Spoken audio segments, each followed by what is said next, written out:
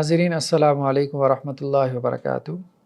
خلاصہ قرآن مجید کے حوالے سے آج 22ویں پارے کا ہم نے مطالعہ کرنا ہے۔ سورہ احزاب کا مطالعہ چل رہا ہے۔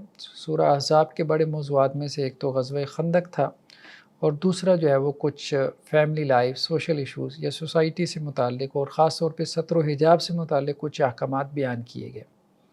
تو 22ویں پارے کا آغاز بھی جو ہے وہ انہی احکامات سے ہوتا ہے۔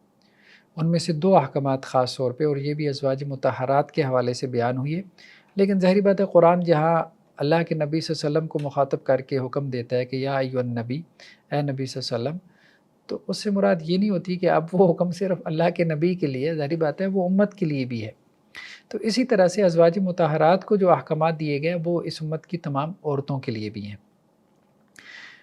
تو یہاں پہ دو قسم کے احکامات دیے گئے ازواج مطہرات کو۔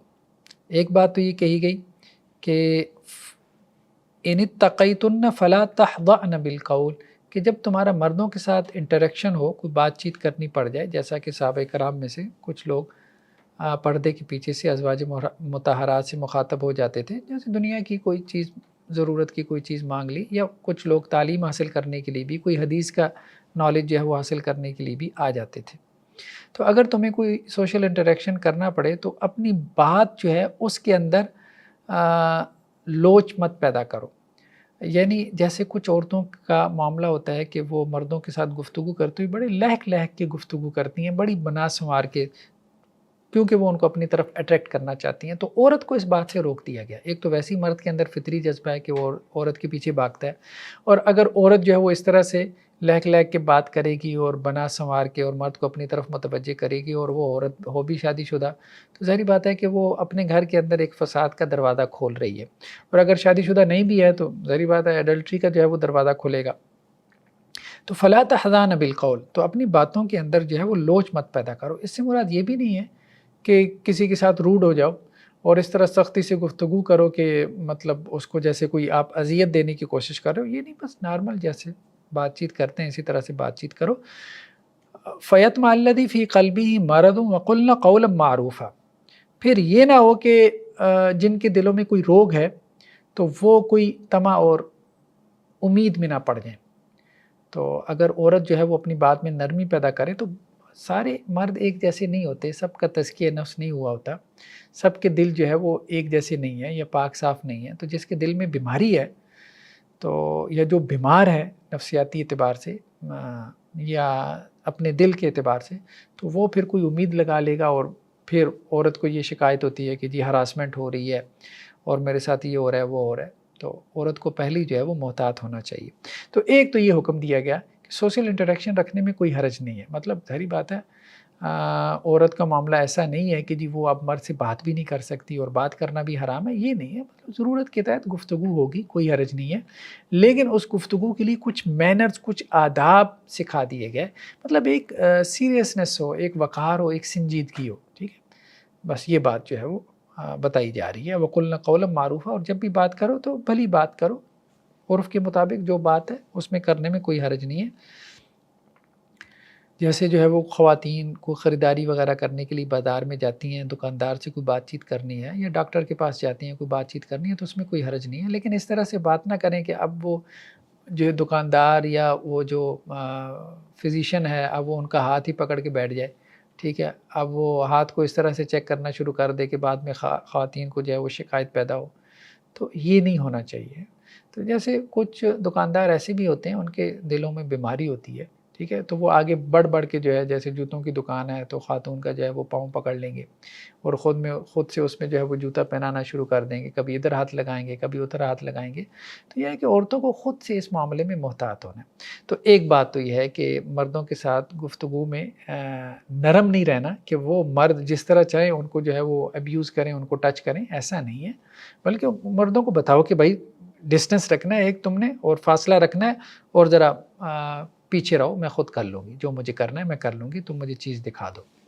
اور دوسری چیز یہ ہے کہ وَلَا تَبَرَّجْنَ تَبَرُّجَ الْجَاهِلِيَّةِ الْأُولَىٰ، ضرورت کے تحت گھر سے باہر نکلیں، لیکن جاہلیت میں جیسے بن سنور کے نکلتی تھیں ایسے نہ نکلیں۔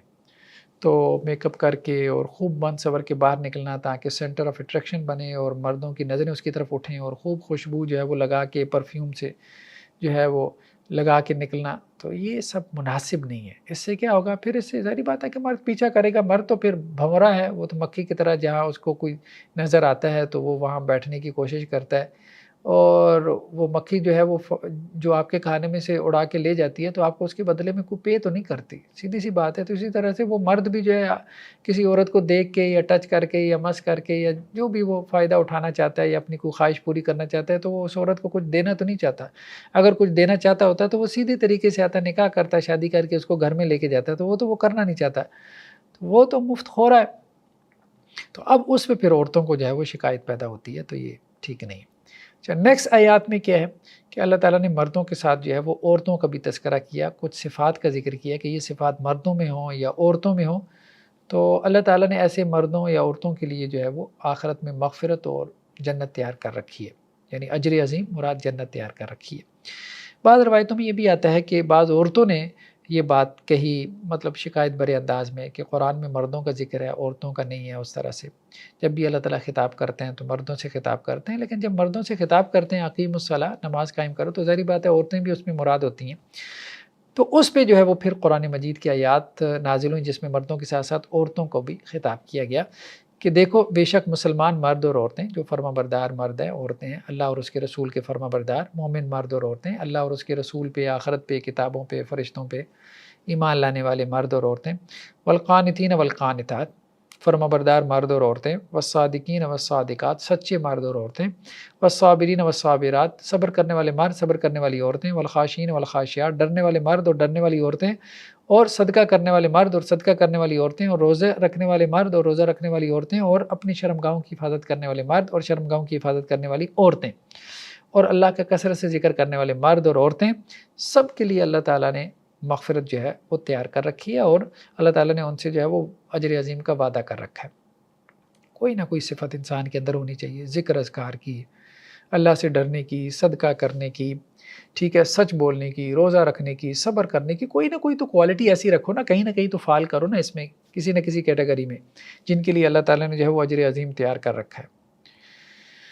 نیکسٹ آیات میں ایک خاص عقیدہ، خاص طور پہ جو رسالت کے ضمن میں ہے، پروفٹ ہوڈ کے ضمن میں ہے، عقیدہ رسالت کے حوالے سے ختم نبوت کا عقیدہ، کہ سیل آف پروفٹ ہوڈ، اللہ کے رسول صلی اللہ علیہ وسلم کے ساتھ نبوت جو ہے وہ ختم ہو گئی، اب آپ صلی اللہ علیہ وسلم کے بعد کوئی نبی نہیں آنے والا، جیسا کہ حدیثوں میں تو بہت واضح الفاظ ہیں نا، لا نبی بعدی، میرے بعد کسی قسم کا کوئی نبی نہیں ہے، یہ لا نفی جن سے ہر قسم کی نبوت کی نفی کر دی گئی ہے، کوئی ذلی نبی نہیں، بروزی نبی نہیں، ٹھیک ہے، کوئی تشریحی غیر تشریحی نبی نہیں، ہر قسم کا نبی، کوئی کسی قسم کا بھی نبی نہیں آنے والا۔ تو ما کان محمد ابا احد من رجالکم، محمد صلی اللہ علیہ وسلم تم میں سے کسی کے باپ نہیں ہے، یعنی مردوں میں کسی کے باپ نہیں ہے، بیٹیاں تو تھیں آپ کی لیکن آپ کے نرینہ اولاد نہیں تھی، ولکن رسول اللہ، آپ اللہ کے رسول ہیں، وخاتم النبیین، اور نبیوں کی کیا ہے، مہر ہے۔ جب بھی کسی چیز کے اوپر مہر لگا دی جاتی ہے تو اس کو ہم ایک طرح سے کیا کرتے ہیں، سیل کر دیتے ہیں۔ جیسے پرانے زمانے میں کیا ہوتا تھا کہ پوسٹ آفس کے ذریعے سے آپ چیزوں کو کیا کرتے تھے، بیچتے تھے ایک کپڑے کے اندر ڈال کے یا کسی لفافے کے اندر ڈال کے، تو اب آپ اس کو کیا کر دیتے تھے، مہر لگا دیتے تھے، یعنی اس کو سیل کر دیتے تھے۔ سیل کرنے کا مطلب یہ ہے کہ آپ کوئی چیز اس کے اندر نہیں جا سکتی، تو نبیوں کی مہر ہے۔ نبیوں کی مہر سے مراد کیا ہے کہ نبوت کی جو ایک عمارت تھی، جیسا کہ آپ صلی اللہ علیہ وسلم نے ایک حدیث میں اس کو مطلب ایک تشبیہ کے ذریعے سے بھی سمجھایا کہ اس میں ایک اینٹ کی جگہ تھی، تو جب میں آ گیا تو وہ اینٹ بھی لگ گئی، تو اب وہ دیوار مکمل ہو گئی، اب اس میں کوئی جگہ ہے ہی نہیں۔ تو گویا کہ آپ صلی اللہ علیہ وسلم نے کیا کیا کہ نبوت کا جو سلسلہ تھا اس پہ مہر لگا دی، اب وہ سیل ہو گئی، اب اس کے اندر داخل ہونے کا کوئی چور دروازہ نہیں رہ گیا کہ کوئی بندہ کہے کہ جی میں ذلی نبی ہوں، ذل سائز سے ہے۔ کچھ لوگوں نے ایسے بھی دعوے کی ہیں کہ جی ہم ذلی نبی ہیں، مطلب وہ یہ دعویٰ کرتے ہیں کہ جی اللہ کے رسول صلی اللہ علیہ وسلم تو تشریعی نبی ہیں، یعنی ہم کوئی نئی شریعت تو نہیں لے کے آئے، ہم تو اللہ کے رسول صلی اللہ علیہ وسلم کی شریعت کو ہی فالو کریں گے، ہم تو آپ کا سایہ ہونے کی وجہ سے ایک ذلی نبی ہیں۔ تو اس قسم کے اسٹوپڈ قسم کے دعوے ہمارے یہاں آئے روز لوگ کرتے رہتے ہیں، سوشل میڈیا پہ بھی دیکھیں، کوئی اپنے آپ کو مسیح کہہ رہا ہے، کوئی مہدی کہہ رہا ہے، کوئی جو ہے وہ اپنے آپ کو مطلب کچھ ایسے بھی ہے جو خدا ہونے کا دعویٰ کر رہا ہے، کسی کو جو ہے وہ خواب میں اتنی مرتبہ خدا نظر آئے، کسی کو جو ہے وہ اتنی مرتبہ جو ہے وہ مطلب مختلف قسم کے دعوے ہیں، کلیمز ہیں، ایک نہیں ہے، یہاں سینکڑوں ہیں، بھرے پڑے ہیں لوگ، اور دو دو چار چار لوگ جو ہے وہ اپنے پیچھے لگائے ہوئے ہیں، اور سب کے دعوے آپس میں متضاد اور آپس میں ٹکرائے جا رہے ہیں۔ دیکھیں اللہ کے رسول صلی اللہ علیہ وسلم نے نبوت کا دعویٰ کیا، ٹھیک ہے، تو آپ صلی اللہ علیہ وسلم جو ہے وہ آپ کی لائف دیکھیں، آپ کی 40 سالہ زندگی ہے نبوت کے دعوے سے پہلے، جس میں ایک جھوٹ آپ ثابت نہیں کر سکتے، ایک جھوٹ نہیں ثابت کر سکتے۔ مشرکین مکہ آپ کو صادق اور امین کہتے تھے۔ سچے نبی کی سب سے بڑی علامت کیا ہے؟ کہ وہ سچا ہے، اس کی زندگی میں کبھی جھوٹ نہیں ہوگا، کبھی جھوٹ نہیں ہوگا۔ جس کی زندگی میں جھوٹ ہے وہ نبی نہیں ہو سکتا۔ تو جن لوگوں نے بھی نبوت کے جھوٹے دعوے کیے تو آپ دیکھیں گے انہوں نے بڑے بڑے جو ہے وہ اپنے مخالفین کے بارے میں دعوے کیے کہ یہ ہو جائے گا، وہ ہو جائے گا، لیکن وہ سب دعوے جھوٹے ثابت ہوئے۔ تو ان کی زندگی میں آپ کو جھوٹ نظر آئے گا، لوگ ان کو ایک جھوٹا ہونے کی حیثیت سے، کذاب ہونے کی حیثیت سے جو ہے وہ پہچانتے ہیں یا مانتے ہیں۔ تو بہرحال نبی جو ہے اس کی زندگی میں آپ جھوٹ نہیں دکھا سکتے، سچا نبی۔ اور جو جھوٹا نبی ہوگا، ساری بات اس کی زندگی میں آپ کو جھوٹ ہی ملے گا۔ تو سچے اور جھوٹی نبی میں آپ کیسے ڈیفرینشیٹ کر سکتے ہیں؟ اسی طرح سے سچے نبی کے اخلاق کسی اور معیار کے اوپر ہوں گے۔ سچا نبی جو ہے وہ گالی دینے کا سوچ بھی نہیں سکتا۔ جھوٹا نبی جو ہے وہ آپ کو اپنے دشمنوں کو جو ہے وہ منہ بھر جو ہے وہ گالیاں دیتا ہوا نظر آئے گا۔ تو یہ معاملہ ہے، اخلاق کا ایک معیار ہوتا ہے، نبی اس سے گرتا نہیں ہے۔ تو کسی شخص کے جھوٹا ہونے کے لیے اتنا ہی کافی ہے کہ وہ لوگوں کو گالیاں بکتا ہو، ٹھیک ہے، اور جو ہے وہ اس کی زندگی میں بہت سارے جو ہے وہ جھوٹ ثابت ہوں، ٹھیک ہے، اور وہ فوش جو ہے وہ زبان استعمال کرتا ہو، مطلب اس کی اپنی کتابوں میں ہو۔ تو ہمارے ہاں بہت سارے لوگوں نے نبوت کے جھوٹے دعوے کیے، جیسے کہ عصر حاضر میں غلام احمد قادیانی، اس کے دعوے نبوت پہ تو بہت سارے لوگ جو ہے وہ ایمان بھی لے کے آئے۔ پھر ہمارے ہاں جو ہے وہ قانون سازی ہوئی ہے، آئینی طور پہ جو ہے وہ پاکستان کے اندر ہمارا جو 73 کا آئین ہے، کانسٹیٹیوشن ہے، اس کے اندر قادیانیوں کو جو ہے وہ نان مسلم ڈکلیئر کیا گیا۔ اس کی وجہ یہ ہے کہ اللہ کے رسول صلی اللہ علیہ وسلم آخری نبی ہیں۔ جو آپ صلی اللہ علیہ وسلم کو آخری نبی نہیں مانتا، آپ کے بعد بھی کسی کو نبی مانتا ہے، تو اس کا اسلام سے کوئی تعلق نہیں۔ کیونکہ یہ فنڈامنٹل بلیفز ہیں، 6 بلیفز فنڈامنٹل بلیفز ہیں۔ ان میں سے کسی ایک بلیف کا بھی آپ نے انکار کر دیا تو آپ دار اسلام سے خارج ہیں۔ ان میں کیا ہے؟ Believe in God, believe in prophethood, اور believe in the last day, آخرت کو نہیں مانتے، believe in the sacred book, sacred scripture, اور believe in divine decree, predestination, اور بلیف ان اینجلس۔ یہ آرٹیکلز آف فیتھ جسے ہم کہتے ہیں۔ تو ان میں سے ایک رسالت کے اوپر ایمان ہے۔ تو رسالت بہت بنیادی ایمان ہے، ایمانیات کی فہرست میں سے ہے۔ تو اس پہ ختم نبوت کے اوپر ایمان لانا بہت ضروری ہے۔ آپ صلی اللہ علیہ وسلم کی ایک حدیث بھی ہے کہ میرے بعد 30 دجال آئیں گے، کذاب آئیں گے، ٹھیک ہے، جو نبوت کا جھوٹا دعویٰ کریں گے۔ اور تو اور حضرت مسیح علیہ السلام، انجیل میں دیکھ لیں، حضرت مسیح علیہ السلام کی عبارتیں آپ کو مل جاتی ہیں۔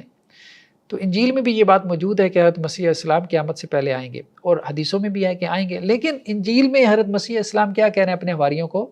کہ بہت سے میرے نام سے آئیں گے، جھوٹے ہوں گے، میرے نام سے آئیں گے، ان کو پہچاننا۔ یہ آپ کو انجیل میں بھی مل جاتا ہے۔ تو ہمارے یہاں تو ہے ہی ہے، ہماری حدیثوں میں بھی ہے۔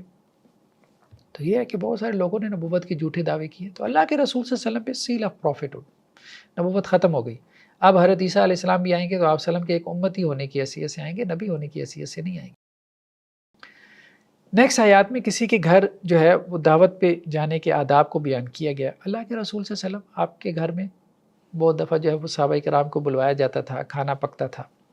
تو ایسے میں لوگ جو ہے وہ بعض اوقات بہت پہلے آ کے بیٹھے رہتے تھے، پھر کھانا کھا کے بھی بیٹھے رہتے تھے، اٹھتے نہیں تھے۔ اب آپ صلی اللہ علیہ وسلم کی ایک پرسنل لائف بھی تھی، اور آپ حیا اور شرم محسوس کرتے تھے لوگوں کو کہتے ہوئے کہ آپ چلے جائیں۔ اس پہ پھر اللہ سبحانہ و تعالیٰ نے کہا کہ دیکھو، آپ اللہ کے رسول صلی اللہ علیہ وسلم کے گھر میں آتے ہیں، ٹھیک ہے، کھانا کھایا، کھانا کھا کے آپ چلے جایا کریں۔ آپ صلی اللہ علیہ وسلم کی پرسنل لائف ہے، آپ شرم محسوس کر رہے ہوتے ہیں، حیا کی وجہ سے کچھ کہہ نہیں پاتے، لیکن اللہ تعالیٰ شرم محسوس نہیں کرتا۔ اب یہ صرف اللہ کے رسول کے لیے خاص نہیں ہے، جس کے یہاں بھی آپ جاتے ہیں وہاں ڈیرا ڈال کے نہ بیٹھ جائیں، ٹھیک ہے۔ اب جائیں، مہمان کے طور پہ جائیں کسی کے یہاں، بس ایک مناسب سا وقت گزاریں، کھانا وغیرہ اگر انہوں نے پیش کر دیا اس کو کھائیں، اور پھر واپس آئیں۔ گھر والے ہیں، اب لیٹ نائٹ آپ وہاں بیٹھے رہیں، گھر والے تنگ ہو رہے ہیں، انہوں نے برتن دھونے ہیں، مطلب عورتوں کے جیسے ان کے کام کاج ہیں، تو ان تو اپنے کام کاج کی ٹینشن ہوتی ہے، انہوں نے آرام کرنا ہے، بچوں کو سنبھالنا ہے، تو کسی کے لیے بوجھ نہ بنے دعوت کے نام پہ۔ مناسب سا وقت گزار کے جو ہے وہ آ جائیں، تاکہ اگلا بھی ریلیکس رہے، وہ یہ نہ سوچے کہ میں نے اس کی دعوت کر کے کوئی غلطی کی ہے۔ تو یہاں پہ اہل ایمان کو کہا جا رہا ہے کہ تم نبی کریم صلی اللہ علیہ وسلم کے گھروں میں جب داخل ہو تو دیکھو، کھانا جب تک تیار نہ ہو تو اس سے پہلے جا کے وہاں نہ بیٹھو، جب کھانا تیار ہو جائے پھر اس وقت وہاں جا کے پہنچو اور کھانا کھاؤ، اور کھانا کھانے کے بعد وہاں جو ہے وہ دل لگی کے لیے بیٹھے نہ رہو، بلکہ کھانا کھا کے وہاں سے رخصت ہو جاؤ، کیونکہ اس بات سے نبی صلی اللہ علیہ وسلم کو جو ہے وہ تکلیف پہنچتی ہے، لیکن وہ شرم اور حیا کی وجہ سے تم سے بات نہیں کرتے، لیکن اللہ تعالیٰ جو ہے وہ حق بات کے کرنے سے نہیں شرماتا۔ اور ساتھ میں ایک اور بات کہی گئی، وَإِذَا سَأَلْتُمُوهُنَّ مَتَاعًا فَاسْأَلُوهُنَّ مِنْ وَرَاءِ حِجَاب۔ اگر ازواج مطہرات سے تمہیں کوئی چیز مانگنی ہو تو حجاب کے پیچھے سے مانگ لیا کرو۔ سوشل انٹریکشن میں کوئی حرج نہیں حجاب کے ساتھ۔ ستر و حجاب کی جو آپ کہہ لینا پابندیاں ہیں، ان کو سامنے رکھتے ہوئے مرد اور عورت کا جو انٹریکشن ہے، ظاہری بات ہے اب عورت کو آپ زمین میں گاڑنے سے تو رہے کہ وہ مرد کو نظر ہی نہ آئے، یہ ایک دوسری ایکسٹریم ہے نا کہ اس کو گھر میں جو ہے وہ جیسے جیل خانہ بنا کے اس کو بند کر دو، باہر سے لاک لگا دو، ایسا بھی نہیں ہے، لیکن دوسری طرف یہ بھی نہیں ہے کہ بالکل کھلا ہی چھوڑ دیں آپ مرد و زن کا جو اختلاط ہے۔ اب وہ مغرب میں ویسٹ میں ہم دیکھ رہے ہیں کہ پتہ ہی نہیں ہے کہ جی اس کا باپ کون ہے، ٹھیک ہے، کیونکہ ماں نے کوئی 20 مردوں کے ساتھ تو منہ ماری کی ہے، شادی کا نظام ہی ختم ہو گیا ہے، مردوں کی ویسی خواہش پوری ہو جاتی ہے تو وہ کیوں جو ہے وہ شادی کریں گے اور بچے کا جو ہے وہ بوجھ کیوں اٹھائیں گے؟ تو یہ صورتحال ہے۔ اسلام نے بہت متوازن طور پہ جو ہے وہ انسان کی اس خواہش کو پورا کیا ہے کہ جس میں عورت کو بھی جو ہے وہ پوری رسپیکٹ اور آنر ملتی ہے، گھر کے ایک مالکن ہونے کی حیثیت سے، والدہ ہونے کی حیثیت سے، ورنہ تو ایک پروسٹیچیوٹ ہے، لونڈی ہے، بس چند پیسوں کے عوض جو ہے وہ مرد اپنی خواہش پوری کر کے چلا جاتا ہے، پھر اس کے بعد جو بچے کا بوجھ ہے وہ جھیلتی رہتی ہے۔ تو کہا گیا کہ جب تم نے ازواج مطہرات سے کوئی سوال کرنا تو پردے کے پیچھے سے سوال کر لیا کرو، کوئی حرج نہیں ہے۔ ذالکم اطہر لقلوبکم وقلوبہن، یہ تمہارے اور ان کے لیے بہت بہتر ہے۔ تو یہ ہے کہ سوشل انٹریکشن میں حرج نہیں ہے، لیکن ستر و حجاب کے ساتھ ہونی چاہیے، کیونکہ اسی میں جو ہے وہ خیر کا پہلو ہے۔ نیکسٹ آیات میں یہ بات کہی جا رہی ہے کہ اللہ اور اس کے فرشتے جو ہے یصلون علی النبی، نبی صلی اللہ علیہ وسلم پہ درود بھیجتے رہتے ہیں، یعنی اللہ کا درود بھیجنا کیا ہے؟ رحمت بھیجنا، اور فرشتوں کا کہ اللہ سے دعا کرتے ہیں کہ یا اللہ محمد صلی اللہ علیہ وسلم کے اوپر جو ہے وہ آپ رحمتیں بھیجیں۔ تو اہل ایمان تم بھی نبی کریم صلی اللہ علیہ وسلم پہ درود بھیجو اور آپ صلی اللہ علیہ وسلم کے اوپر سلامتی بھیجا کرو۔ تو صحابہ کرام نے عرض بھی کیا اللہ کے رسول صلی اللہ علیہ وسلم، سلام تو ہم جانتے ہیں، نماز میں بھیجتے ہیں السلام علیکم ایھا النبی، تو آپ کے اوپر ہم صلاح کیسے بھیجیں، یعنی درود کیسے بھیجیں؟ تو پھر اللہ کے رسول صلی اللہ علیہ وسلم نے وہ درود سکھایا جو ہم نماز میں پڑھتے ہیں، جیسے درود ابراہیمی کہتے ہیں کہ میرے اوپر اس طرح سے درود بھیجو، اللہم صلی علی محمد وعلی آل محمد کما صلیت علی ابراہیم وعلی آل ابراہیم انک حمید مجید، اللہم بارک علی محمد وعلی آل محمد کما بارکت علی ابراہیم وعلی آل ابراہیم انک حمید مجید۔ اس کو مختصر بھی کر سکتے ہیں، اللہم صلی علی محمد وعلی آل محمد، یا اللہم صلی علی محمد، اس کو بھی مختصر کر سکتے ہیں، ٹھیک ہے۔ صلی اللہ علیہ وسلم، کچھ لوگ یہ بھی کہہ دیتے ہیں صلی اللہ وسلم، اس طرح بھی کہا جا سکتا ہے، تو مطلب اس کو اختصار بھی کیا جا سکتا ہے، ٹھیک ہے، اس میں کوئی حرج نہیں ہے، لیکن بہتر یہی ہے کہ درود ابراہیمی پڑھا جائے۔ اور پھر کچھ درود ایسے ہیں کہ جن میں شرکی الفاظ ہیں، جو لوگوں کی اپنی طرف سے بنائی ہوئی درود ہے، جیسے درود تنجینا وغیرہ ہے، ٹھیک ہے، ان کو اوائڈ کرنا چاہیے۔ دیکھیں اللہ کے رسول صلی اللہ علیہ وسلم سے پوچھا گیا کہ کیسے درود بھیجیں، کیسے درود بھیجیں، تو آپ صلی اللہ علیہ وسلم نے بتایا کہ بھائی اس طرح سے آپ درود بھیجیں، یعنی کچھ درود کے سیغے آپ صلی اللہ علیہ وسلم نے سکھا دیے، ٹھیک ہے۔ تو جو سیغے آپ صلی اللہ علیہ وسلم نے سکھا دی کہ ان ورڈنگ کے ساتھ میرے اوپر درود بھیجو، تو بہترین یہی ہے کہ انہی الفاظ کے ساتھ درود بھیجیں۔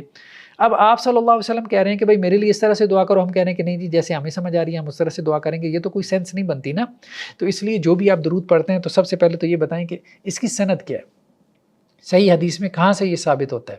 تو صحیح حدیث میں اگر یہ الفاظ موجود ہیں تو ٹھیک ہے، ان الفاظ کے ساتھ آپ درود پڑھ سکتے ہیں، ہاں آپ اس کو مختصر بھی کر سکتے ہیں، کوئی حرج نہیں ہے، اختصار میں کوئی حرج نہیں ہے۔ لیکن یہ ہے کہ نئے نئے الفاظ جن میں شرکی الفاظ ہوں، یعنی درود تو بیسیکلی دعا ہے، درود یہ نہیں ہے کہ آپ اللہ کے رسول صلی اللہ علیہ وسلم سے درود کے نام پہ مانگنا شروع کر دیں، لیکن یہ کہا جا سکتا ہے کہ دوسرے الفاظ کے ساتھ بھی درود پڑھنے کا جواز ہے، جب تک کہ ان میں شرکی الفاظ نہ ہو، اور اگر تو ان میں شرکی الفاظ آ جائیں پھر تو وہ ثواب کے بجائے الٹا گناہ ہے، وہ تو آپ کو جو ہے وہ شرک میں دھکیل رہا ہے نا۔ نیکسٹ آیات میں مسلمان عورتوں کو پردے کا حکم دیا جا رہا ہے، اور یہ کہا جا رہا ہے کہ اے نبی صلی اللہ علیہ وسلم آپ اپنی بیویوں سے کہہ دیں کل ازواجک و بناتک، اور اپنی بیٹیوں سے، و نساء المومنین، اور مومنوں کی عورتوں سے۔ عام طور پہ پردے کے بارے میں جو احکامات قرآن میں آئے ہیں تو کچھ لوگ یہ سٹانس لے لیتے ہیں جو ذرا ماڈرنسٹ اپروچ رکھتے ہیں کہ جی اصل میں تو ازواج مطہرات کو حکم دیا گیا پردے کا۔ قرآن کی یہ آیت بالکل واضح ہے، کیا کہا جا رہا ہے؟ لازواجک، اپنی بیویوں کو حکم دیں، و بناتک، اور اپنی بیٹیوں کو، و نساء المومنین، اور مومنوں کی عورتوں کو بھی حکم دیں۔ کون سا حکم؟ یدنین علیہن من جلابیبہن، کہ جب اپنے گھروں سے باہر نکلیں تو اپنے اوپر اپنی چادریں جو ہے وہ لٹکا لیا کریں۔ تو اس زمانے میں یہ جو ماڈرن برقع ہے، اس طرح کا برقع نہیں ہوتا تھا، یا ٹوپی والا برقع، کلاسیکل جو برقع تھا یہ نہیں تھا۔ اس زمانے میں یہ ہوتا تھا کہ عورتوں نے جیسے وہ ایک لمبا سا جو ہے وہ چادر کی ہوتی تھی سر پہ، تو اسی کا وہ گھونگھٹ نکال لیتی تھی، ایسے چادر آگے کر لیتی تھی۔ آج بھی گاؤں دیہات میں یہ رواج عام ہے۔ تو اس کو کہا جا رہا ہے کہ وہی چادر جو سر پہ کی ہوئی ہے بس اسی کا جو ہے وہ گھونگھٹ نکال لیا کریں۔ جیسے ہمارے یہاں آج کل جو ہے وہ اس کی جدید فارم جو ہے وہ اسکارف کی ہے، کہ عورتوں نے جو ہے وہ کیا کیا ہوتا ہے، اپنے سر پہ باندھا ہوتا ہے، جب باہر نکلتی ہیں تو اسی کو جو ہے وہ اپنے نقاب کر لیتی ہیں، فیس کورنگ کر لیتی ہیں۔ تو بہرحال چہرے کا جو پردہ ہے یہ قرآن میں اس کا حکم موجود ہے۔ ہماری جو کتاب ہے چہرے کا پردہ واجب، مستحب یا بدعت، وہ ہماری ویب سائٹ پہ مل جائے گی تصانیف کے سیکشن میں، تو اس میں تفصیل سے اس کا ذکر ہے۔ 40+ کے قریب تفاسیر ہم نے نکالی ہیں، عربی کی، اردو کی، ہر دور کی۔ اس آیت کی تفسیر میں 40+ مفسرین نے لکھا ہے کہ اس سے مراد فیس کورنگ ہے، ٹھیک ہے؟ تو ہر دور میں یہی ہوتا رہا۔ تو ذالک ادنیٰ ان یعرفن فلا یؤذین، یہ اس کے قریب ہے کہ وہ جو مسلمان عورتیں ہیں وہ پہچانی جائیں اور ان کو کوئی اذیت نہ دی جائے۔ یعنی پردے والی عورت جو ہے، چونکہ منافق جو ہے اس عورت کو اذیت دیتے تھے، چھیڑتے تھے، چھیڑ خانی کرتے تھے، جسے ہمارے یہاں بھونڈی کرنا کہتے ہیں، کہ جو پردہ نہیں کرتی تھی۔ تو کہا جا رہا ہے کہ جب فیس کورنگ کریں گی مسلمان عورتیں، نقاب کریں گی، پھر اگر کسی نے چھیڑا تو پھر ہم ان کے ساتھ دیکھیں گے۔ اور ویسے بھی ہم نے اپنی سوسائٹی میں دیکھا ہے کہ جو باپردہ خاتون ہوتی ہے اس کو اگرچہ چھیڑا جاتا ہے لیکن اتنا نہیں جتنا کہ بے پردہ کو چھیڑا جاتا ہے۔ تو بہت حد تک جو ہے وہ مطلب اس کی رسپیکٹ اور اس کی آنر میں جو ہے وہ اضافہ ہو جاتا ہے۔ تو بہرحال پردہ جو ہے یہ بڑا حکم ہے ایک، اور اس میں فیس کورنگ بھی شامل ہے، اللہ تعالیٰ کا حکم ہے اور عورتوں کو کرنا چاہیے۔ میجورٹی جو مسلمانوں کے جو فقہا کی، علماء کی ہے، وہ یہی کہتی ہے کہ فیس کورنگ ہے، اگرچہ بعض اہل علم کا، علماء کا قول یہ ہے کہ پردے سے مراد جو ہے، یعنی چہرے کا جو پردہ ہے یہ فرض نہیں ہے، یہ اوبلیگیٹری نہیں ہے، یہ ریکمینڈڈ ہے، یعنی یہ مستحب ہے، پریفرڈ ہے۔ تو آپ چہرے کا پردہ کر لیں تو اچھا ہے، ثواب ملے گا، نہیں کریں گے تو گناہ نہیں ہے۔ میجورٹی جو فقہا کی ہے وہ یہ کہتی ہے کہ چہرے کا پردہ اوبلیگیٹری ہے، واجب ہے، ضروری ہے۔ لیکن بعض علماء جیسے علامہ ناصر الدین البانی علیہ رحمہ وہ یہ کہتے ہیں کہ نہیں، یہ مستحب ہے، ریکمینڈڈ ہے۔ لیکن یہ تو کوئی بھی نہیں کہتا کہ نہ کرے، یہ بدعت ہے، یہ تو کوئی بھی نہیں کہتا۔ یہ تو ایسے لوگ ہیں کہ جن کا مطلب کوئی اس طرح سے دین میں رسوخ نہیں ہے، ان لوگوں کا کہنا یہ ہے کہ یہ بدعت وغیرہ ہے۔ ورنہ تو دیکھیں مولانا امین حسن اصلاحی صاحب جیسے مطلب ایک اپروچ رکھنے والے، ناقدانہ اپروچ رکھنے والے، اور اپنی زندگی جو ہے وہ قرآن کے لیے وقف کرنے والے، اور بالکل روایت سے کٹ کے جو ہے وہ انہوں نے قرآن پہ غور و فکر کیا اور اپنے مبادی تدبر قرآن جو ہے انہوں نے انٹروڈیوس کروائے، تو وہ بھی جب ان آیات پہ آتے ہیں تو یہ کہتے ہیں کہ جی قرآن کا پردہ جتنا ہماری عورتیں کر رہی ہیں تو قرآن اس سے زیادہ پردہ ثابت کرتا ہے۔ تو کچھ لوگوں نے یہ سٹانس لے لیا کہ جی اصل میں برصغیر کا پردہ ہے، ٹھیک ہے، بہت ساری چیزیں ہمارے یہاں رسم و رواج میں بھی آئی ہیں، ٹھیک ہے، کچھ شدت وغیرہ آئی ہے، لیکن یہ ہے کہ یہ جو پردہ ہے جسے ہم فیس کورنگ کہتے ہیں تو یہ برصغیر کا نہیں ہے، یہ 1400 سال سے عورتیں کرتی چلی آ رہی ہیں۔ ہر دور میں آپ کلاسیکل لٹریچر اٹھا کے دیکھیں تو آپ کو ملے گا، ٹھیک ہے۔ آپ مطلب حدیث کی شروحات اور مفسرین نے جو تفاسیر لکھی ہے انہیں اٹھا کے دیکھیں، وہ اپنی سوسائٹیز کا مفسرین احوال بیان کرتے ہیں کہ عورتیں ہمارے یہاں باہر نکلتی ہیں، نقاب کرتی ہیں۔ تو یہ تو اللہ کے رسول صلی اللہ علیہ وسلم کے زمانے سے چلا آ رہا ہے۔ ہاں، ڈیبیٹ ہم نے کہی کہ یہ پیدا ہوئی کہ وہ اوبلیگیٹری ہے فیس کورنگ یا وہ ریکمینڈڈ ہے، یعنی واجب ہے یا مستحب ہے۔ تو اس میں میجورٹی کا کہنا یہ ہے کہ واجب ہے، ہمارا رجحان بھی اسی طرف ہے۔ لیکن علامہ البانی یہ کہتے تھے کہ وہ ریکمینڈڈ ہے، یعنی عورت کر لے تو اس کو ثواب ملے گا، نہ کرے تو گناہ نہیں ہے۔ لیکن علامہ اقبال البانی کے جو اشکالات تھے ان کو ہم نے ایڈریس کیا اپنی کتاب کے اندر، جو ہماری کتاب فیس کورنگ پہ ہے، کہ وہ اوبلیگیٹری ہے، ریکمینڈڈ ہے، یا وہ انوویشن ہے، بدعت ہے۔ تو وہ ہماری ویب سائٹ پہ مل جائے گی۔ تو بہرحال سوشل انٹریکشن میں کوئی حرج نہیں، عورت کے باہر نکلنے میں بھی کوئی حرج نہیں، مرد کے ساتھ ضرورت کے تحت بات چیت میں بھی کوئی حرج نہیں ہے، لیکن ستر و حجاب کے ساتھ۔ اصل میں اسلام یہ کہتا ہے مینرز، اسلام نے جو ہے وہ آپ کو مطلب ریگولرائز کیا ہے نا۔ جیسے دیکھیں اب ہمارے یہاں کیا ہو رہا ہے جی، ہراسمنٹ ہو رہی ہے، اب ہراسمنٹ ہو رہی ہے تو اب اس کے اوپر جو ہے وہ قوانین بنائے جا رہے ہیں، لیجسلیشن ہو رہی ہے۔ اچھا جی، اب 10 سیکنڈ سے زیادہ اگر کسی کو گھور کے دیکھا کسی خاتون کو تو یہ کیا ہو جائے گا، یہ ہراسمنٹ ہو جائے گی۔ اور اگر کوئی خاتون 10 سیکنڈ سے زیادہ جو ہے وہ گھور کے دیکھے تو اب یہ سوالات پیدا ہو رہے ہیں، مرد کو گھور کے دیکھے تو وہ مرد کی ہراسمنٹ ہوگی کہ نہیں ہوگی؟ تو یہ صورتحال ہے، آپ وہ ٹمک ٹوئیاں ماری جا رہے ہیں۔ اللہ کے دین سے جب منہ موڑ لیا تو اب ٹمک ٹوئیاں مار رہے ہیں، کبھی ادھر جاتے ہیں کبھی ادھر جاتے ہیں، سمجھ ہی نہیں آتی کیا کر رہے ہیں۔ نیکسٹ جو ہے وہ سورہ سبا ہے، اس میں قوم سبا کا تذکرہ ہے۔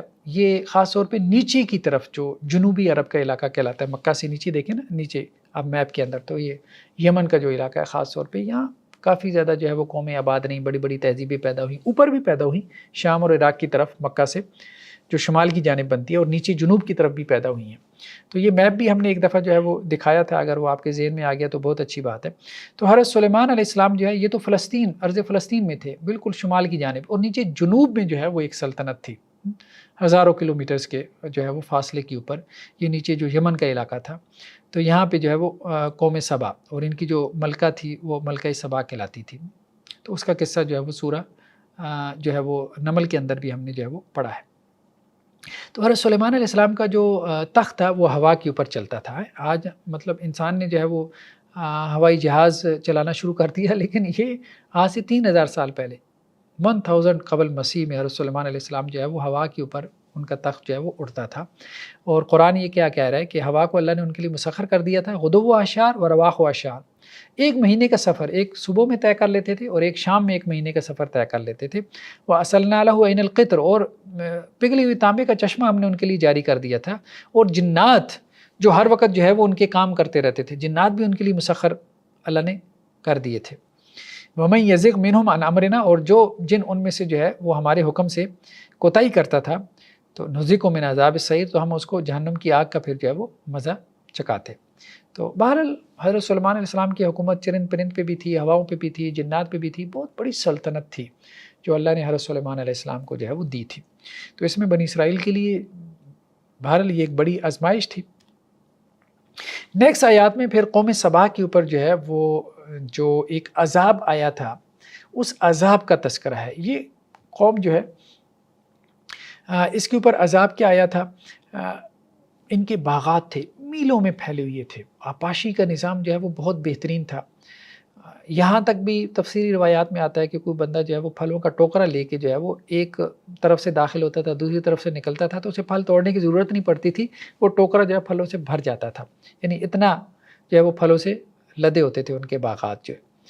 تو اب اللہ تعالیٰ یہ کہہ رہے ہیں کہ دیکھو قوم سبا کے اندر تمہارے لیے نشانی ہے. جنتان یمین و شمال، دو ان کے باغات تھے، ایک دائیں اور ایک بائیں جانب.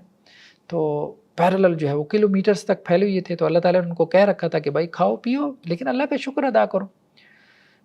فَأَعْرَضُوا فَأَرْسَلْنَا عَلَيْهِمْ سَيْلَ الْعَارِمِ، تو انہوں نے اللہ کی نعمتوں سے اعراض کیا تو ہم نے ان کے اوپر جو ہے بند کا عذاب بھیجا. وہ جو بہت بڑا انہوں نے ڈیم بنا رکھا تھا تو اس میں سوراخ ہو گیا اور وہ ڈیم آیا اور اس نے سب کچھ تباہ و برباد کر کے رکھ دیا.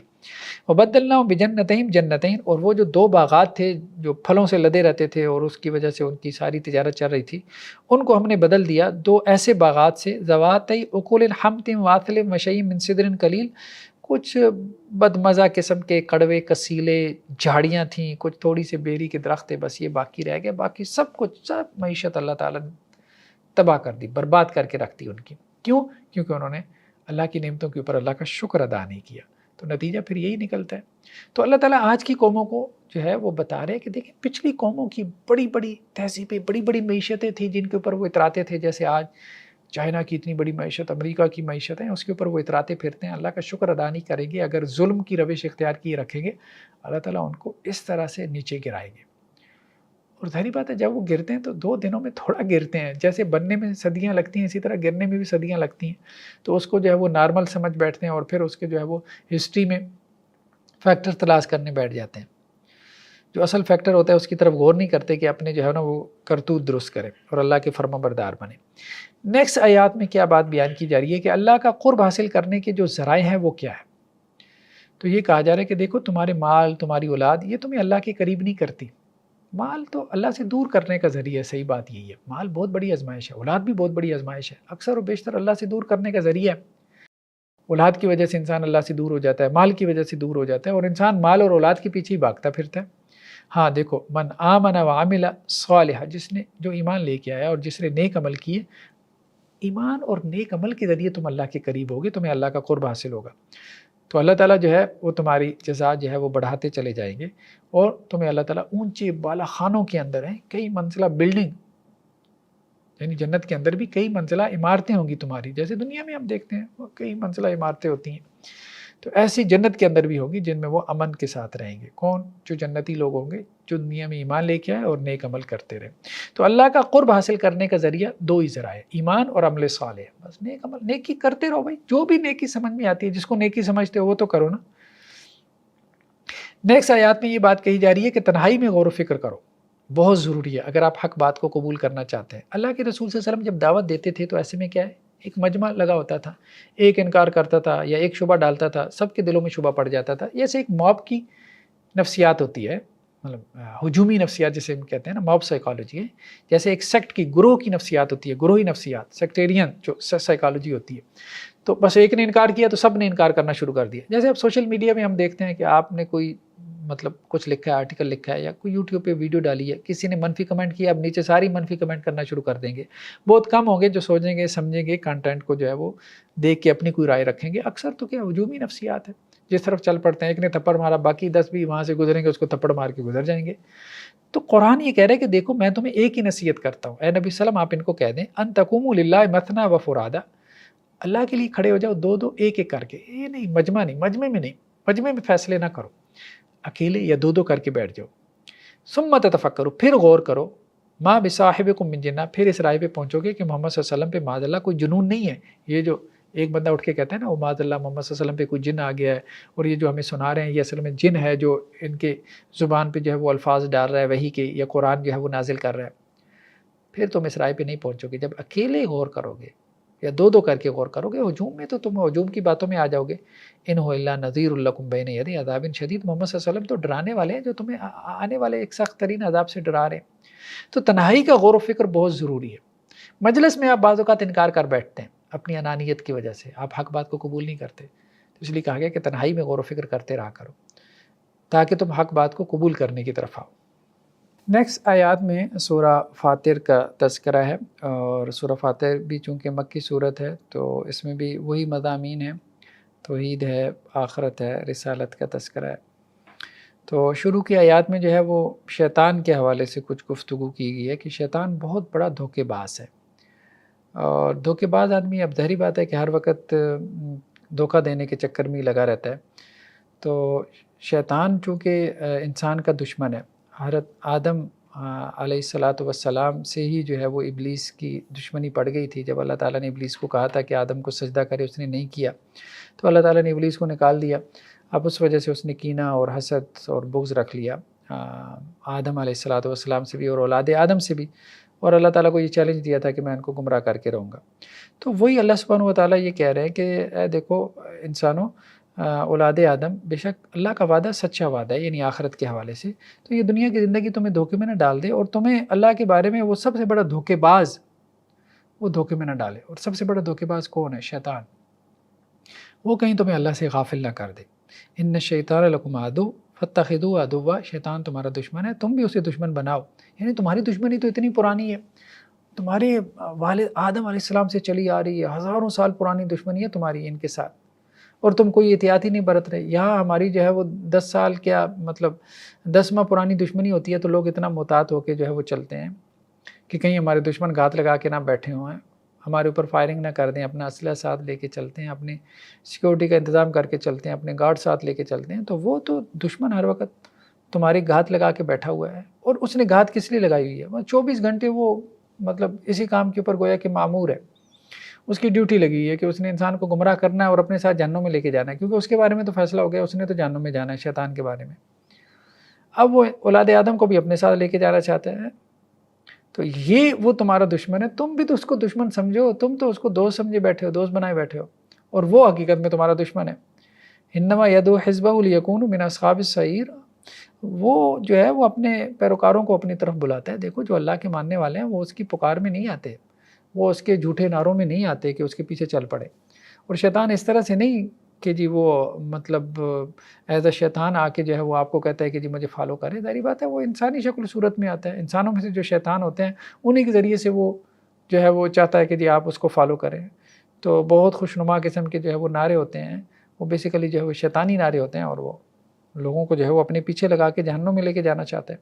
تو شیطان جو ہے بہت بڑا دھوکے باز، اس کو اپنا دشمن سمجھو، اور جب اس کو تم اپنا دشمن سمجھتے ہو تو آپ اس سے محتاط رہنے کی کوشش بھی کرو کہ کہیں وہ مجھے سیدھے راستے سے بھٹکا نہ دے، گمراہ نہ کر دے، گناہ کے راستے پہ نہ ڈال دے، نیکی سے مجھے جو ہے وہ ہٹا نہ دے. نیکسٹ آیات میں یہ بات کہی جا رہی ہے کہ جو گمراہ شخص ہوتا ہے اس کے لیے اس کی گمراہی کو، یا جو بدتی شخص ہوتا ہے اس کے لیے اس کی بدعت کو جو ہے وہ خوبصورت بنا دیا جاتا ہے، اور یہ شیطان کی طرف سے کیا جاتا ہے. اس کی وجہ یہ ہے کہ جب انسان گمراہی کو اختیار کرتا ہے یا بدعت کے راستے پہ چلتا ہے تو اللہ تعالیٰ نے ہر انسان کے اندر جو ہے وہ ایک سکیل تو رکھا ہوا ہے جس کے ذریعے سے وہ پہچان لیتا ہے کہ یہ گمراہی ہے یا یہ بدعت ہے. جب بھی کوئی دوسرا آدمی اس کو متوجہ کرتا ہے کہ یار یہ گمراہی ہے یہ بدعت ہے تو وہ ایک دفعہ تو پہچان لیتا ہے، لیکن پھر اس کی انانیت، وہ اس کا جو ہے وہ نفس آڑے آ جاتا ہے، یا پھر شیطان کا وسوسہ جو ہے وہ اس کو بہکاوے میں لے جاتا ہے، اور پھر انسان جو ہے وہ چل سو چل اپنی بدعت اور گمراہی کے اوپر اڑ جاتا ہے اور اس کی جسٹیفیکیشن دینا شروع کر دیتا ہے. تو عقل کیا ہے؟ عقل تو ظاہری بات ہے کہ ایک لونڈی ہے کرائے کی، تو اس کو جس راستے پہ مرضی لگا دیں. اسے آپ کہیں کہ جی انکار خدا کی دلیلیں آپ کو دے تو وہ انکار خدا کی دلیلیں جو ہے وہ ڈھونڈ کے لانا شروع کر دے گی. اسے آپ کہیں کہ جی میں نے خدا کو مان لیا، آپ خدا کو ماننے کی دلیلیں دے تو وہ اس کام پہ جو ہے وہ معمور ہو جائے گی. عقل کا کیا ہے؟ عقل کو چھوڑے آپ، اس سے تو جو کام لینا چاہیں وہ تو کرائے کی جو ہے وہ ایک لونڈی ہے، بس اسے جو ہے وہ جو مرضی کام لے لیں، جو مرضی دلیل اسے بنوا لیں. تو یہی ہے معاملہ کہ انسان جب بدعت اور گمراہی کی طرف جاتا ہے تو پھر وہ دلیلیں ڈھونڈ لاتا ہے اپنی بدعت اور گمراہی کے لیے، لیکن اس کی دلیلیں جو ہیں پھس پھسی دلیلیں ہوتی ہیں. اس کی دلیل میں وزن نہیں ہوتا. وزنی دلیل ہمیشہ جو ہے وہ اسی چیز کی ہوتی ہے جو کتاب و سنت سے ہو، اور اس کا پھر انکار جو ہے وہ آپ کے لیے ممکن نہیں ہوتا، پاسبل نہیں ہوتا. تو افمن زین لہ سوء عملہ فرآہ حسنا، تو جس کے لیے اس کا برا اعمال خوبصورت بنا دیا گیا تو وہ اس کو اچھا سمجھ رہا ہے، یعنی اس کی برائیاں، اس کی بدعت اس کے لیے خوبصورت بنا دی گئی اور اس کو نیکی سمجھ کے کر رہا ہے. فإن اللہ یضل من یشاء ویہدی من یشاء، جس کو اللہ تعالیٰ چاہتا ہے گمراہ کرتا ہے، جس کو چاہتا ہے ہدایت دیتا ہے. فلا تذب نفسک علیہم حسرات، تو آپ حسرتیں کر کر کے جو ہے وہ ان کے اوپر اپنی جان مت ضائع کریں. مطلب جو بتی لوگ ہیں انہوں نے گمراہ ہونا ہی ہے، جو گمراہ ہیں انہوں نے گمراہ ہونا ہی ہے، آپ ان کے اوپر کیوں حسرتیں کر رہے ہیں؟ ان اللہ علیم بما یصنعون، جو وہ کر رہے ہیں اللہ تعالیٰ اس سے واقف ہے. اگر وہ غلط کام کر رہے ہیں تو آخرت میں اللہ تعالیٰ ان سے حساب لے لے گا. آپ اپنی جان کو جو ہے وہ ان کے پیچھے مت گلائیں. تو بس ان کو سمجھا دیا، بس اتنا کافی ہے. اس کے بعد آگے چلیں. نیکسٹ آیات میں کیا ہے کہ انبیاء اور اولیاء جو ہے وہ قیامت والے دن اپنے شریک ہونے کا انکار کریں گے. یعنی جن انبیاء کو اللہ کا شریک بنایا گیا، پارٹنر بنایا گیا، جن اولیاء اللہ کو اللہ کا شریک بنایا گیا، پارٹنر بنایا گیا، جیسے حضرت عیسیٰ علیہ السلام کو اللہ کا بیٹا بنایا گیا، اللہ کے رسول صلی اللہ علیہ وسلم کو بعض لوگوں نے کیا کیا؟ اللہ کے ساتھ شریک قرار دے دیا. ٹھیک ہے، یا صحابہ میں سے حضرت علی رضی اللہ عنہ کو اللہ کے ساتھ شریک بنایا گیا، یا اولیاء میں سے جو ہے وہ حضرت علی حجویری کو، یا اسی طرح سے جو ہے وہ پیر عبد القادر جیلانی علیہ الرحمہ کو، اسی طرح اور اولیاء اللہ کو جو ہے وہ اللہ کے ساتھ جو ہے وہ شریک بنایا گیا. تو اب جب اللہ کے ساتھ شریک بنایا گیا تو قیامت والے دن وہ تو کہیں گے ہم تو اللہ کے شریک ہی نہیں تھے، تم کس کو پکار رہے تھے؟ ہماری تو یہ تعلیمات ہی نہیں تھی، تو جاؤ جا کے اپنا کام کرو. تو وہ ان کے لیے جو ہے وہ ایک صدمے کی کیفیت ہوگی کہ وہ تو ان کو اللہ کا شریک سمجھ کے پکارے تھے کہ قیامت والے دن ہماری شفاعت کریں گے، اور وہ قیامت والے دن جو ہے یہ کہہ کے ان سے جان چھڑا رہے ہوں گے تو ہمیں تو پتہ ہی نہیں ہے کہ تم پیچھے سے یہ حرکتیں کرتے رہے اور تمہیں شرم بھی نہ آئی کہ تم اللہ کے ساتھ ہمیں شریک کر کے جو ہے وہ یہ امیدیں لگائے بیٹھے رہے کہ جی ہم تمہاری شفاعت کریں گے. تو اللہ سبحانہ و تعالیٰ دنیا میں یہ سمجھا رہے ہیں ان تدعوہم لا یسمعوا دعاءکم. دیکھو اللہ کے علاوہ یہ جو لوگ ہیں اگر تم ان کو پکارو گے، ان سے دعائیں کرو گے، تمہاری دعا سن ہی نہیں سکتے، نہیں سن سکتے. جو دنیا سے چلا گیا وہ آپ کی دعا کیسے سن سکتے ہیں؟ ہاں اللہ تعالیٰ اس کو کچھ سنوا دیں تو کچھ حدیثوں میں آتا ہے کہ جو چیز اللہ سنوا دیں تو وہ اللہ تو سنوا سکتا ہے. وَلَوْ سَمِعُوا مَا اسْتَجَابُوا لَكُمْ، اور اگر سن بھی لیں تو تمہیں جواب تو نہیں دے سکتے، جواب ہی نہیں دے سکتے. وَيَوْمَ الْقِيَامَةِ يَكْفُرُونَ بِشِرْكِكُمْ، اور قیامت والے دن جو تم نے ان کو اللہ کا شریک بنا لیا اس کا وہ انکار کریں گے. وَلَا يُنَبِّئُكُم مِثْلُ خَبِيرٍ، دیکھو اللہ کی مانند کون تمہیں ایسی خبریں دے سکتا ہے؟ یہ اللہ ہی تمہیں بتا رہا ہے کہ جن کو تم شریک سمجھے بیٹھے ہو قیامت والے دن وہ تمہارے ساتھ کیا کریں گے، یہ اللہ ہی تمہیں بتا سکتا ہے. نیکسٹ آیات میں یہ بات بیان کی جا رہی ہے کہ اللہ کے جو بندے ہیں ان کی 3 قسمیں. فرمایا گیا کہ جن لوگوں کو ہم نے کتاب کا وارث بنایا، یعنی اپنے بندوں میں سے جن کو ہم نے چن لیا اور جن کو ہم نے جو ہے وہ کتاب کا وارث بنایا. ٹھیک ہے، جیسے نبی آتے تھے مختلف قوموں کی طرف اور اللہ تعالیٰ کتاب نازل کرتے تھے. بنی اسرائیل میں بھی یہ تھا اور اس امت میں بھی ہے. تو اب کیا ہے کہ ایک قوم کو اللہ نے منتخب کر لیا اور انہیں اپنی کتاب کا وارث بنایا، یعنی ان کی طرف اللہ نے اپنی کتاب بھیجی. اب اس قوم میں 3 قسم کے لوگ ہوتے ہیں. فَمِنْهُمْ ظَالِمٌ لِنَفْسِهِ، ایک تو وہ جو ظالم ہوتے ہیں اپنی جان پہ ظلم کرتے رہتے ہیں، گناہ گار. وَمِنْهُمْ مُقْتَصِدٌ، اور کچھ درمیانے ہوتے ہیں، کبھی نیکی کبھی گناہ، کبھی ادھر کبھی ادھر، اسی طرح سے پینڈولم کی طرح کبھی نمازوں پہ آ جاتے ہیں اور کبھی جو ہے وہ بالکل غفلت میں پڑ جاتے ہیں. وَمِنْهُمْ سَابِقٌ بِالْخَيْرَاتِ، اور کچھ ایسے ہیں جو نیکیوں میں آگے بڑھنے والے ہیں. یعنی ایک تو وہ ہے جو گناہ کی دلدل میں پڑے ہیں، اور ایک وہ ہے جو نیکی کے اندر ہے، اور ایک وہ ہے جو درمیان میں ادھر ادھر جو ہے وہ ڈاما ڈول ہو رہے ہیں، کبھی نیکی کبھی بدی، کبھی خیر کبھی شر کی طرف. تینوں قسم کے لوگ ہیں. تو اصل میں بیانیے جو ہے نا، ہمیں یہ بات سمجھ میں آتی ہے اور ہم نے اپنی کتاب مکالمہ میں لکھا بھی ہے کہ بیانیے بیسیکلی 3 ہیں، ایک نہیں ہے. نیریٹو جو ہے وہ 3 ہے. یہ تینوں کیٹیگری کے لیے علیحدہ علیحدہ سے نیریٹو ہونا چاہیے. پہلے تو آپ نے یہ اسپیسیفائی کرنا ہے کہ یہ بندہ کس کیٹیگری میں فال کر رہا ہے، پھر اس کے اعتبار سے آپ نے اس کو اسٹریٹجی دینی ہے. دیکھیں جیسے شوبز میں بہت سارے لوگ ہیں، ٹھیک ہے، اب کچھ لوگ شوبز کو چھوڑ دیتے ہیں، دین کی طرف آ جاتے ہیں. بہت سی ایکٹریسز ہیں جنہوں نے پردہ کرنا شروع کر دیا، بہت اچھی بات ہے، اپریشیٹ کریں. لیکن شوبز تو ختم نہیں ہوا، سارے تو ادھر نہیں آئے. اب ایسے میں کچھ لوگ، ان کا ایمان کمزور ہے، وہ وہاں سے نکل نہیں پاتے، لیکن کچھ خیر کا کام کرنا چاہتے ہیں، تو ان کو کوئی خیر کی راہ سجھا دیں کہ وہاں بیٹھے بیٹھے کوئی خیر کا کام کر لیں. تو یہ بھی کم از کم ایک لیول تو ہے کرنے کا، کام کرنے کا. یعنی 100% نیکی نہ ہو سکے، کو یار 5% نیکی ہو جائے، یہ بھی کرنے کا کام تو ہے. 2% نیکی کر لو، یہ بھی کرنے کا کام تو ہے. آخرت میں یہ بھی تو کچھ نہ کچھ کسی نہ کسی درجے میں کام تو آئے گی. یہ ہے بیسیکلی میسج. اس کو سمجھنے کی ضرورت ہے. ہمارے مذہبی طبقہ جو ہے، ایک بڑا مذہبی طبقہ اس بات کو نہیں سمجھتا. وہ یہ سمجھتا ہے کہ نہیں بس یا ادھر یا ادھر. نہیں، ایسے نہیں ہے.